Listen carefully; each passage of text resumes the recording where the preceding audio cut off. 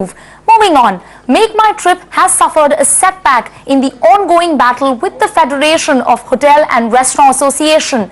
The FHRAI and the hotel industry body had moved competition watchdog CCI with a series of complaints ranging from skewed contracts, denial of markets and predatory pricing. The CCI has now launched a probe into the conduct of Makemytrip and in fact even OYO for potential violation of the Competition Act. Ashmit joins us now with more.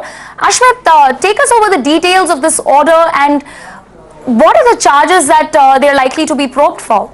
Well, as you firstly correctly pointed out, that this is a part of an ongoing battle between MMT on one hand and the FHRAI, or the Federation of Hotel and Restaurant Association, on the other. It's been an ongoing challenge trying to find a balance between the two sides. Now, as a part of that ongoing context, the FHRAI had in fact issued various allegations and had made submissions before the CCI. The CCI subsequently had arrived at a prima facie investigation, and that is what we're currently looking at, a prima facie finding. And this prima facie finding is interesting as far as a setback for MMT is concerned on 5 specific fronts. The first front is skewed contracts. Now, the allegation that had been made by the FHRAI is that the contracts with MMT are such that hotel owners are not allowed to float their hotels or not allowed to float their hotels on any other platform at any price that is lower than the price that is already on MMT. This, the CCI says, warrants an investigation. The other is denial of market access, and this is where OYO comes into play.